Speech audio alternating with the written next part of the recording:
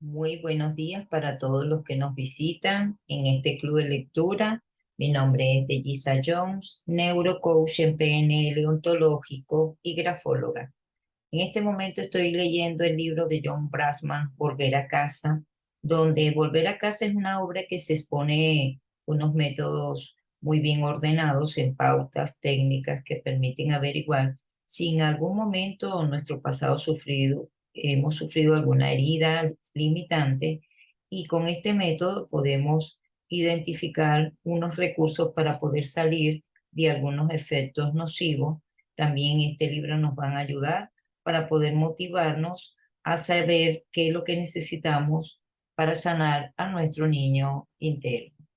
Entonces, a continuación, nosotros estamos viendo en dicha lectura, hemos avanzado bastante, ya queda poco por terminarlo, y estamos viendo ahorita de los 6 años a la pubertad. Entonces, hoy vamos a hacer unas afirmaciones, en este caso, donde dice pequeño, hay un espacio para ponerle nombre a ese pequeño. Afirmaciones. Estas son afirmaciones para tu niño en edad. Pequeño, puedes ser tú mismo en la escuela, puedes defenderte y yo te apoyaré. Afirmación. Está bien que aprendas a manejarte. Afirmación. Está bien que recapacites sobre las cosas y que las pongas a pruebas antes de hacerlas tuyas. Otra más. Puedes confiar en tus opiniones, solo debes asumir las consecuencias de tu elección. Otra. Puedes hacer las cosas a tu manera y está bien no estar de acuerdo. Siguiente. Puedes confiar en tus sentimientos. Si te asustas, dímelo. Siguiente. Está bien tener miedo. Podemos hablar de ello. Siguiente. Puedes escoger a tus propios amigos. Siguiente. Puedes vestirte y si te viste que te sientas bien, como a ti te sientas cómodo o cómoda. Siguiente. Mereces tener las cosas que deseas. Siguiente. Estoy deseando estar a tu lado. Y por último, te quiero, pequeño o pequeña, y se le coloca el nombre. Subtítulo: Meditación a la edad escolar. Añade lo siguiente a la introducción general. Haz una pausa de 20 segundos en cada intervalo. ¿Cómo se vivía en tu casa tu primer día de colegio? ¿Recuerdas la primera vez en tu vida que fuiste al colegio? ¿Recuerdas el primer día de clase de algún curso? ¿Te preparabas el almuerzo del recreo? ¿Tenías cartera para los libros o algún bolso? ¿Cómo ibas al colegio? ¿Tenías miedo de ir? ¿Había algún chico galberrón que te asustara? ¿Quién era tu profesor preferido? ¿Tu profesor era hombre o era mujer? Imagina el patio del recreo. Observa a tu ser escolar en el patio. ¿Qué está haciendo? ¿Cómo va vestido? Avanza hacia él e imagina que te conviertes en él. Ahora eres un joven colegial que mira a tu ser adulto. Te ves a ti mismo como un mago sabio y bondadoso. Escucha la voz de tu adulto. Escucha tu voz diciéndote palabras tiernas y cálidas. Si estás solo, Graba las afirmaciones del niño herido en la edad escolar. Si estás con tu compañero, dile las afirmaciones a tu compañero. Si estás en un grupo, detente aquí y haz un ancla. Solo con un compañero, después de terminar con las afirmaciones, la meditación que vamos a hacer a continuación.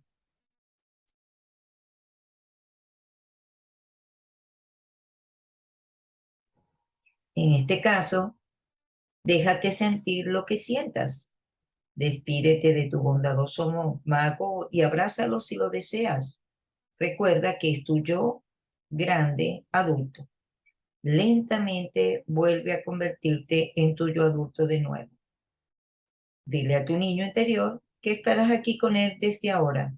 Dile que puede contar contigo. Si es en grupo, después de haber hecho el ancla, añade lo que viene a continuación. Este final es para todos. Ya trabaje solo o con un compañero en el grupo. Haz una pausa de 10 segundos en cada intervalo. Empieza a caminar en el tiempo. ¿Ves tu instituto? ¿Dónde estudiabas? ¿De qué color es? ¿Ves a tu mejor amigo del instituto? ¿Escuchas tu canción favorita de la adolescencia? Sigue avanzando en el tiempo hasta tu primera vida adulta.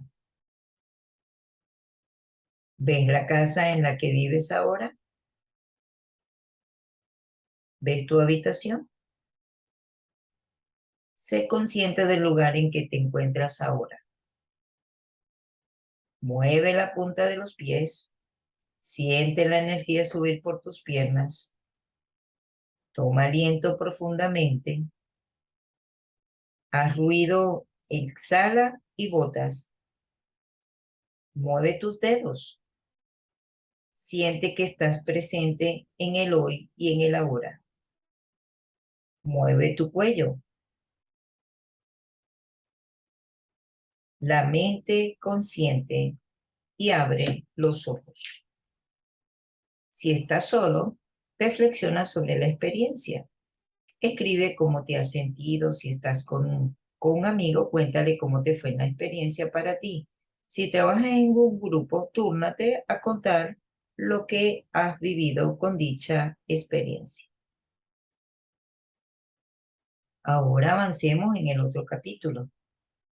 Subtítulo: ¿Cómo sobreponerse una nueva adolescencia? Gerard dice: lo que hago soy yo, por eso vine. Y Robert dice: me desperté y estaba en el bosque, lejos del castillo. El tren recorre toda velocidad la solitaria Luisiana en la noche. Cuando miro atrás hay un punto muerto en el vagón. Hay una parte de mi padre que sigo sin ver. No puedo recordar años de mi infancia. Algunas de mis partes no las puedo encontrar ahora. ¿Queda lo suficiente en mí para ser honesto? ¿Con qué fuerza siento la atracción de mis padres? Camino adelante y atrás, mirando al viejo embarcadero. Rana nocturnas anuncia el croá del planeta girando.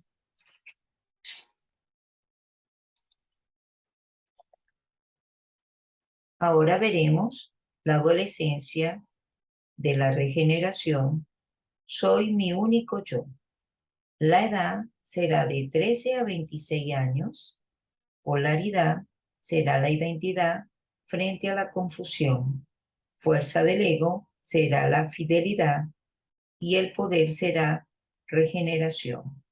Tema de relación, independencia de la familia. Ahora, como ya estamos tocando la parte de la adolescencia de la regeneración de 13 a 26 años, a continuación, miremos el índice de sospecha.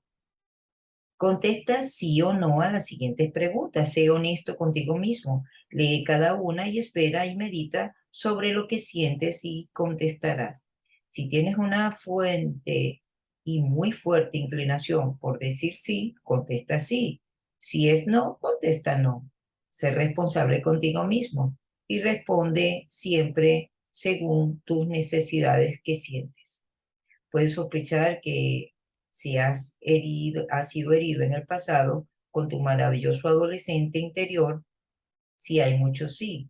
Hay grados de herida también si hay mucho sí. Estás en algún punto de la escala que va del 1 al 100. Cuantas más preguntas sientas que la respuesta es sí, más se hirió tu yo adolescente. Comencemos. ¿Aún tienes problemas con la autoridad paterna? ¿Sí o no? ¿No estás seguro de quién eres en realidad? ¿Piensas que eres desleal?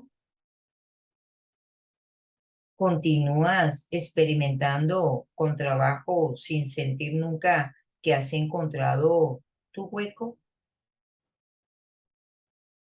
¿Estás comprometido con un grupo o causa? ¿Te sientes superior a otros porque tu estilo de vida es excéntrico y no conformista? ¿Has llegado alguna vez a una convicción religiosa por ti mismo? ¿Tienes algún amigo íntimo de tu sexo? ¿Tienes algún amigo del sexo contrario? ¿Eres un soñador? ¿Prefieres leer novelas antes de hacer cosas en tu vida? ¿Te ha dicho alguien que debes madurar? ¿Eres un conformista nato? ¿Te has cuestionado alguna vez en la religión de tu juventud? ¿Sigues ciegamente algún tipo de héroe? Hablas mucho de las grandes cosas que vas a hacer, pero en realidad nunca las haces. ¿Crees que nadie ha tenido que pasar por las cosas que has pasado o que nadie podría entender de verdad tu sufrimiento? Subtítulo: Etapa adolescente normal. Con la llegada de la pubertad, la infancia toca a su fin. Es el comienzo del primer ciclo de 13 años. Como dije antes, el libro de Pan Levy, Ciclos del Poder, decía que evolucionamos cíclicamente. La vida es un proceso que implica la recurrencia de ciertos temas y pautas. Cada nuevo ciclo es un momento de crisis y cada crisis es un momento en que se incrementa la vulnerabilidad. También se identifica la potencia. En este desafío crítico se supera, viene una regeneración en la cual se reforma el pasado. Una buena consecución de los objetivos críticos de la adolescencia depende de la fuerza del ego desarrolladas en la infancia, el ego sano. Pero el cometido de la adolescencia, que es establecido de una identidad consciente, es, como señaló Erin Edison, más que la suma de las identidades infantiles. La identidad del adolescente es una identidad reformada. Para lograrlo, debemos integrar todas nuestras capacidades genéticas y las fuerzas y actitudes del ego sano, cultivadas anteriormente gracias a las oportunidades ofrecidas por los papeles sociales que nos han tocado desempeñar en nuestra cultura. Erinson define esta nueva identidad del ego sano como la confianza derivada de la homogeneidad y la continuidad interna, tu yo según mis palabras. Prepararon el pasado, tiene un paralelo en la homogeneidad y continuidad interna de lo que uno significa para los demás. como se demuestra en la promesa tangible de hacer carreras. Esto significa que la conciencia del yo niño interior debe afirmarse de dos formas. Una afirmación viene de reflejarse en otra persona relevante en una relación afectiva íntima. La segunda afirmación vendrá de una profesión significativa que enlace la esencia de la persona. Los dos pilares de la identidad adulta son los dos famosos signos de madurez de los que hablaba Freud: amor y trabajo. Un niño herido puede ser una fuente devastadora de contaminación durante la adolescencia para la sociedad. Incluso una persona con un niño interior sano tendrá aún que volver a luchar muchas de las batallas de sus primeros años. Ya la adolescencia normal es uno de los periodos más tormentosos del ciclo vital. ¿Qué rasgos caracteriza a un adolescente?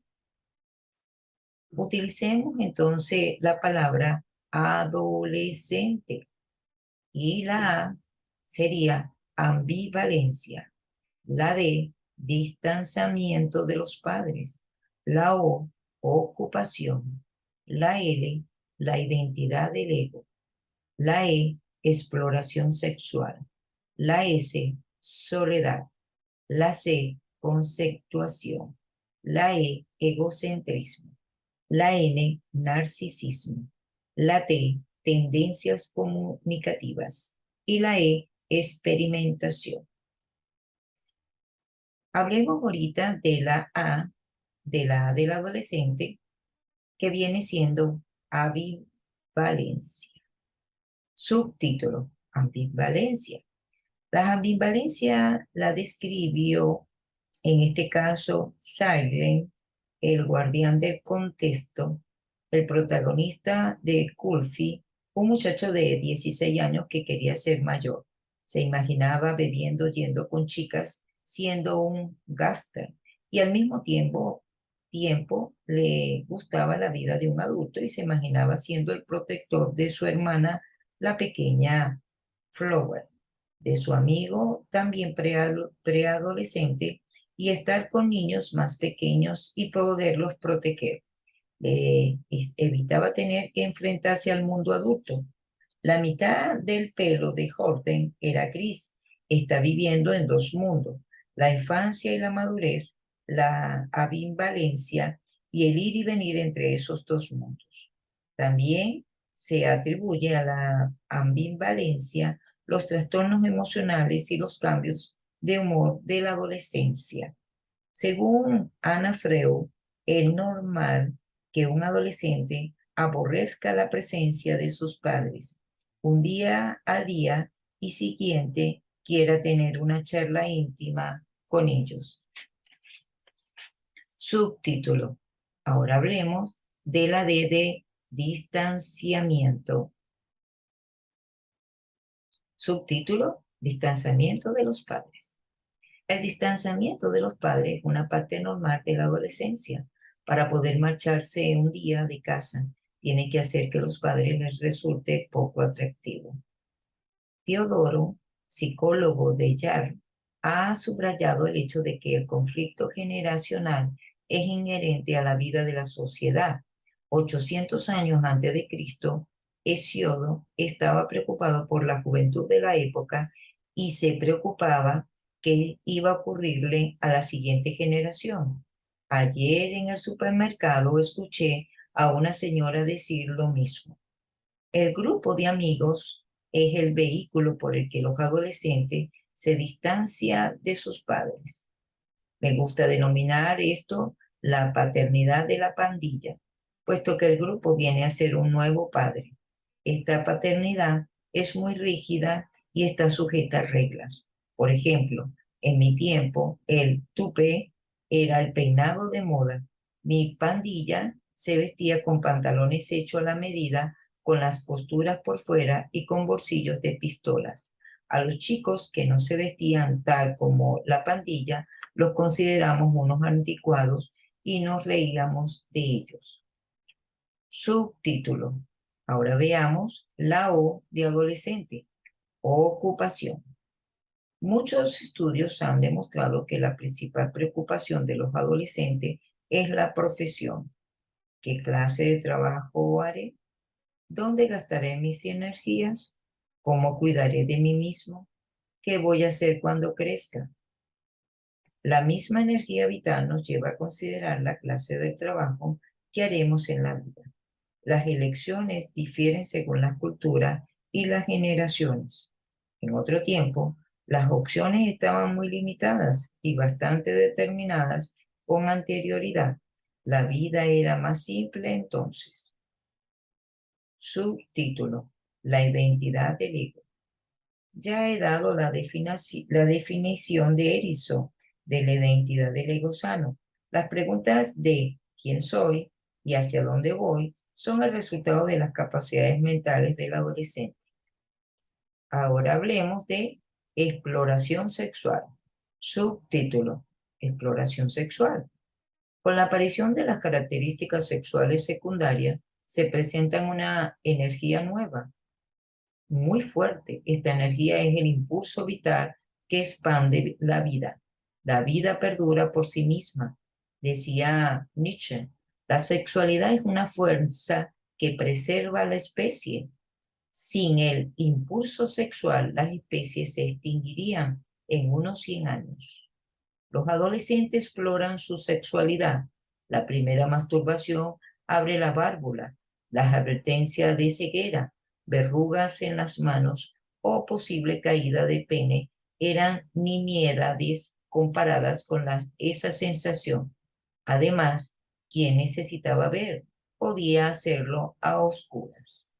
Otra forma de exploración suele ser la masturbación mutua, caricias con el sexo contrario y al final la unión sexual.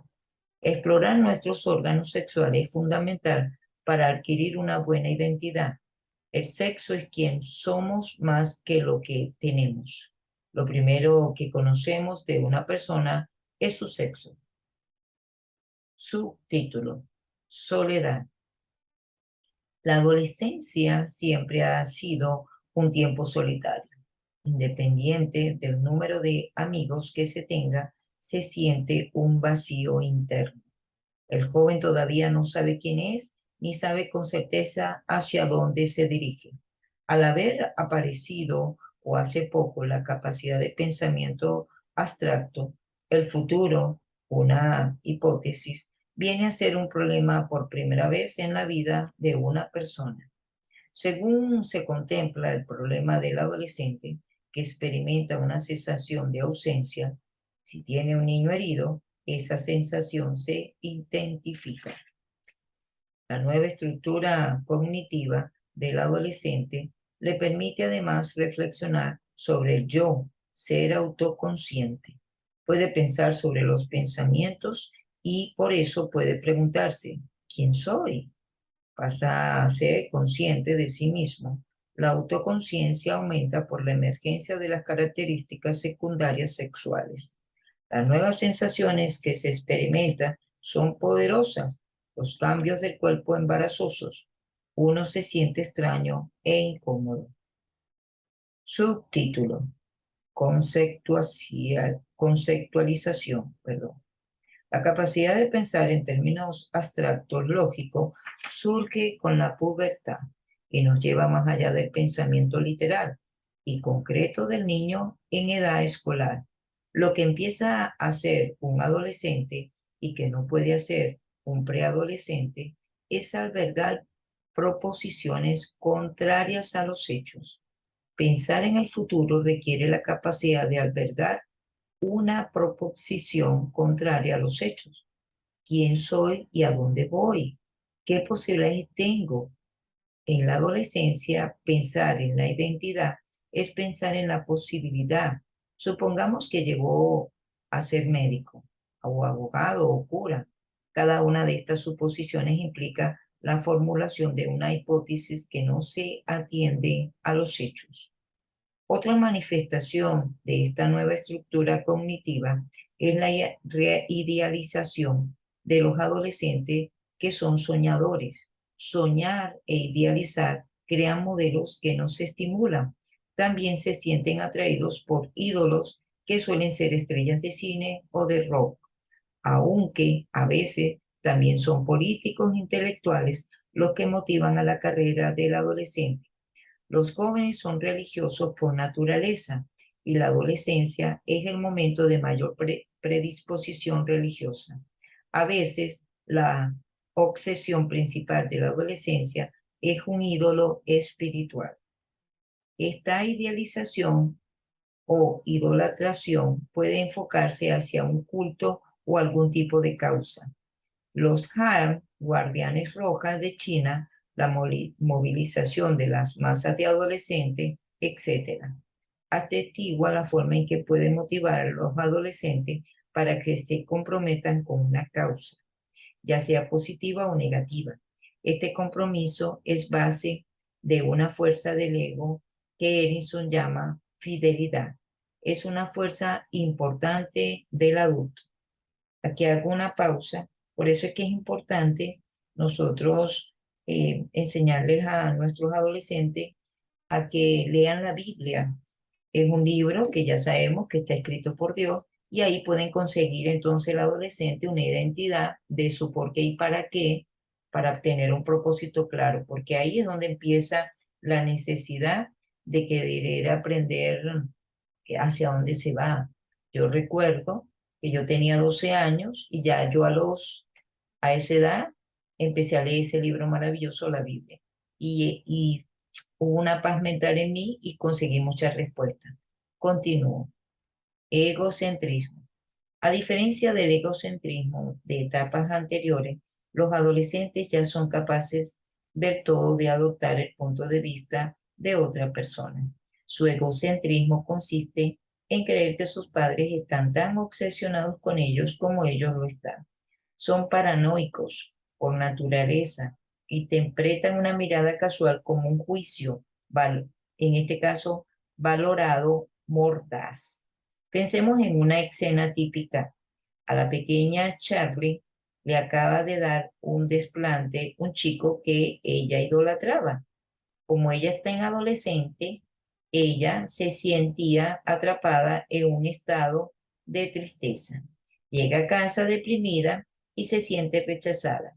Su madre le dice, hola cariño, ¿qué tal va todo? Y Charlie sale corriendo hacia su habitación gritando, ¿es que nunca me vas a dejar en paz?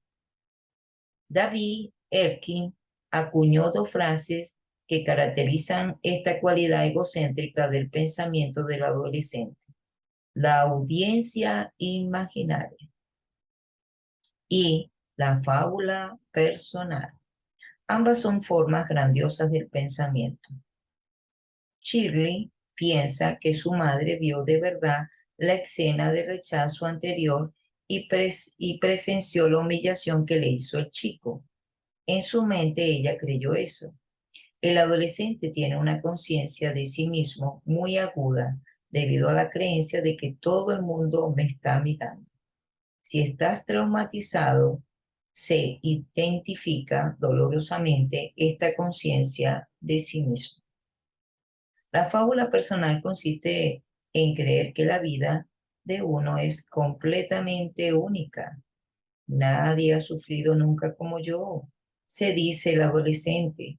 Nadie me comprende, nadie me quiere, nadie ha tenido que soportar a unos padres como los míos. ¿Recuerda la fantasía de Tom en la que parecía moribundo? Tom ve a su tío y a otras personas reunidas alrededor de su lecho de muerte. Todos están llorando. Al final han comprendido la persona única y maravillosa que era. Esta fábula termina por lo general cuando la persona establece una intimidad real. Las confidencias mutuas que se dan en una relación íntima ayudan en realidad a ver qué ordinaria es la propia experiencia. Ahora, subtítulo, la N de narcisismo. Los adolescentes son narcisistas. Se obsesiona por su imagen y pueden pasarse horas ante el espejo. Esto nace de su conciencia de sí mismo y es también una repetición del ciclo de sus necesidades narcisistas anteriores. Otro subtítulo, tendencias comunicativas. En El guardián entre el centeno, Horn siempre está dando un telefonazo a alguien y tiene una necesidad imperiosa de hablar. La conciencia de sí mismo y la soledad de esta etapa lleva a los adolescentes a querer comunicarse. Hablar intensamente a un amigo es una forma de sentirse amados y conectados. Puedo recordar muy bien cuando conducía con mi hija en su adolescencia. Iba gritando, excitada, los nombres de los chicos y chicas que veíamos al pasar. Ahora veremos en subtítulo la E de experimentación. Los adolescentes experimentan mucho, ideas, estilos, papeles, comportamientos. A menudo los experimentos son los contrarios al estilo y a los valores de sus padres. Si una madre piensa que la limpieza es lo primordial, puede que su hija reafirme su identidad volviéndose una hippie de pelo largo y que no se baña con frecuencia y que camina descalza. Si un padre es un triunfador adicto al trabajo, puede ser que su hijo sea un holgazán. Si los padres son ateos, su hija puede tener una identidad volviéndose muy religiosa o viceversa. Experimentar es una forma de ampliar horizontes, de probar otras formas de comportarse antes de que quede definida la identidad. Para resumir, la adolescencia es una integración y una reforma de las etapas anteriores de la infancia. Es un compendio de toda la fuerza del ego. Por esta reforma empieza a surgir una nueva identidad. Hago un paréntesis aquí, y es verdad esta parte, porque cuando yo empecé a estudiar la Biblia a los 12 años de edad, mi mamá, mi mamá era muy católica, pero no leía la Biblia. Y yo recuerdo que, bueno, yo por mi cuenta empecé a congregarme y a leer la Biblia, pero cuando yo vi que mi mamá empezó a leer la Biblia y a congregarse donde yo me congregaba, eso me molestó mucho, porque yo sentía que estaba invadiendo mi identidad de lo que yo había conseguido, pero estoy visualizando ese sentimiento. Pero bueno, después me alegré de que ella empezara a agarrar como el camino. Lo que sí no me gustó es que ella quería interponerse en mi fe, que era yo la primera que lo había incorporado en mi estilo de vida, que me daba mucha paz, seguridad y protección donde me encontraba. A la final volví a retomar el camino. Continúo. Subtítulo: Trastorno del crecimiento. En este mejor de los casos, la adolescencia es el periodo más tormentoso del ciclo vital. Ana Freud decía que lo normal es la adolescencia podría considerarse neurótico en cualquier otro momento. Si esto es así, cuando todas las etapas infantiles anteriores se han resuelto de una manera natural y sana, imagina los problemas que resultan de un niño interior herido de gravedad. Muchos de nosotros no nos lo tenemos que imaginar, lo vivimos. En mi caso, la ambivalencia pasó a convertirse en un comportamiento maníaco, depresivo. Las actuaciones salvajes y en este caso dieron lugar a la depresión aguda. Me distancié juntándome con muchos chicos que provenían de hogares destruidos. Nos rebelábamos contra la educación católica estricta, bebiendo y frecuentemente anteponiéndose ante nosotros. Mi predisposición genética al alcoholismo se disparó al instante. A partir de los 13 años, bebí hasta perder el conocimiento. Empecé a tener problemas con el alcohol. Qué bueno que ahora, como terapeuta, he escrito este libro para ayudar a muchas personas. El peligro que Erickson señala en la adolescencia es la disfunción de papeles. Experimentar con demasiados papeles hace que el adolescente pierda el contexto que se sintetiza sus fuerzas del ego. En esta época yo me sentía totalmente confuso y muy solo. No tenía un padre contra el que rebelarme o al que usar como modelo de comportamiento. Escogía antihéroes como modelos. Esta es la dinámica que subyace tras lo que he llamado identidad negativa. Yo no sabía quién era y por lo tanto me identificaba con lo que no era. Yo era diferente, no como todos los gregarios que poblaban en la sociedad. Mis amigos ridiculizaban y se reían de cualquiera que no fueran como nosotros, que era casi todo el mundo. La gente con una identidad negativa se retira y se queda al margen de la vida riéndose de todos. En realidad, estaba asustado de la vida. Esto le ha sucedido a todas las personas con identidad negativa que he conocido, con las que he trabajado. Al tener las fuerzas del ego débiles, inexistentes, no había forma de sobreponerme. Emborracharme era para mí una forma de sentirme mayor y muy poderoso. Mi vacío interior me llevaba a cambiar el estado de ánimo de cualquier forma que pudiera. En la adolescencia, insatisfecha de la infancia, la violencia de la delincuencia juvenil da la fe de la rabia indiscriminada de un niño interior dolido y solitario. La delincuencia es una de las formas de recuperar lo que se perdió en la infancia. Las drogas atenúan el dolor de la soledad de la familia disfuncional. Los adolescentes exteriorizan con frecuencia los secretos nunca dichos de la familia. La exteriorización sexual es natural durante este tiempo en que emerge la energía sexual. Una represión estricta de la sexualidad por parte de la madre puede desenfocar en una temprana promiscuidad de su hijo, de su hija. Las aventuras secretas del padre puede exteriorizar a su hijo. La disfunción de la intimidad de los padres en su rencor y su soledad puede exteriorizarse en los fracasos escolares. Los adolescentes son a menudo los chicos expiatorios de la familia. Pasan a ser los pacientes identificados, pero en realidad son el soporte que mantiene la familia.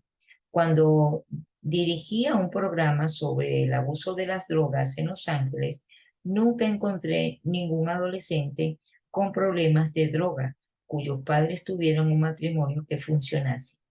Los padres acarrean un padecimiento muy multigeneracional.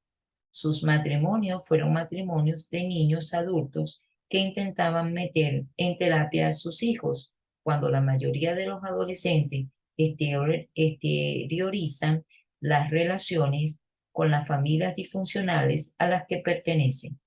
También está el problema de haber desatendido las necesidades de que dependían el desarrollo.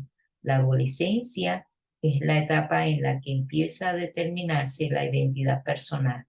Los niños de las familias disfuncionales seguramente no podrán determinar su identidad, ya que no tienen conciencia del yo al empezar su adolescencia. Mi familia estaba atrapada en una red debido al alcoholismo. Mi padre, en su posterior abandono, y nuestro enredo se asemejaba a un esquema totalmente decadente. La ausencia de un padre alcohólico, una familia de una hermana que estaba ausente, madre y hermano.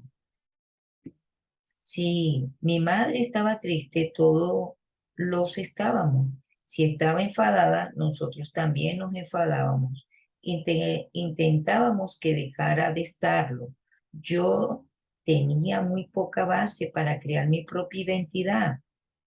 Cuanto mayor sea la disfunción de los papeles de que desempeñamos, más se incrementa el aislamiento y el vacío. El papel principal desempeñado en el sistema familiar hasta ese momento pasa a ser una forma más asequible de tener una identidad. A los 21 años Estaba totalmente confundido.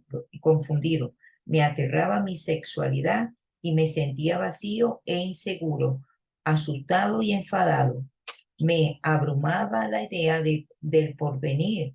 Me acuerdo de vagar por una ciudad preguntándome cómo todos los hombres que veía tenían trabajo, podían tener casas, tenían coche y además, estando avergonzado en lo más profundo de mi ser, me sentí incapaz de conseguir algún día dichas cosas, por lo que recurrí a los papeles que me habían asignado mi familia.